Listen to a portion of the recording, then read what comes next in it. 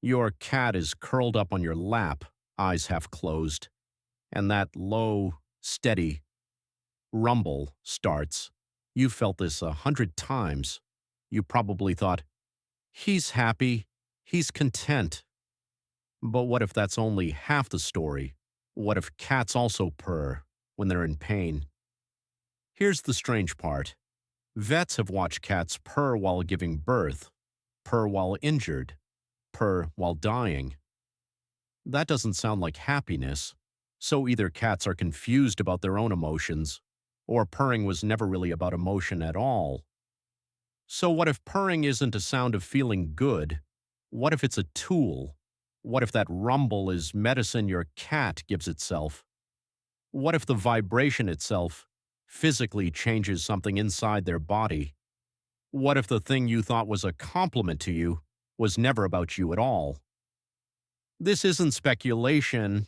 Researchers have actually measured this. Cats purr at a frequency between roughly 25 and 150 hertz. And frequencies in that exact range, studies on bone and tissue have shown, can stimulate healing, increase bone density, reduce inflammation. Veterinary researchers have proposed that purring may function as a kind of low-cost, built-in physical therapy, a vibration a cat can generate whenever its body needs it. Which would explain why an injured cat purrs, not because it's happy, because it's healing. Scientists call this the purr as self-therapy hypothesis, which brings us back to your cat curled on your lap. That purr might genuinely mean I'm relaxed, or it might mean my joints ache, or most strangely, it might mean both, running through the same rumble at the same time. It gets more specific. Kittens start purring within days of birth, long before they can see well or walk steadily.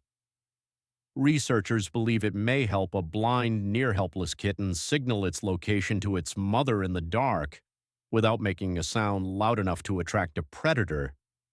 And it isn't just domestic cats.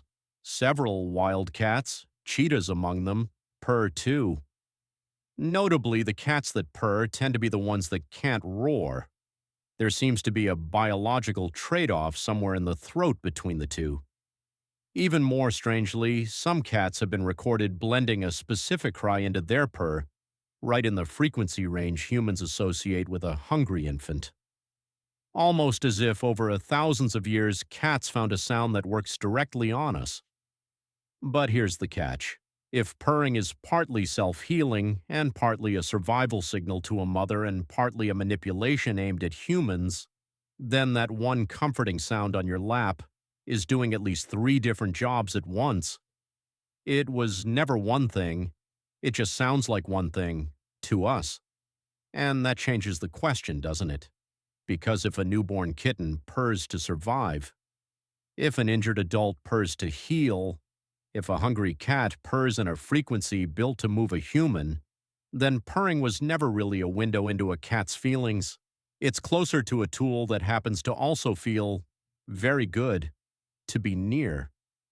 We built an entire idea of the happy cat around a sound that evolution built for something else entirely. And this changes something for cat owners specifically. If your cat is purring loudly and constantly in a way that feels new or unusually intense, it isn't automatically a sign everything is fine. Vets increasingly recommend paying attention to context. Is the cat also hiding, eating less, moving stiffly, rather than assuming purring alone means contentment? Some researchers have even suggested purring could act as a kind of low-grade, constant self-soothing mechanism, a cat regulating its own stress, the way a person might tap a foot or breathe slowly without consciously deciding to. Which means, in a strange way, your cat may be using the exact same trick you use when you take a slow breath to calm down. So the next time your cat curls up on your lap and starts that low, steady rumble, don't just assume it means, I'm happy. It might mean that. Or it might mean your cat's body is quietly working on itself. Either way, you're listening to something far older and far stranger than a compliment.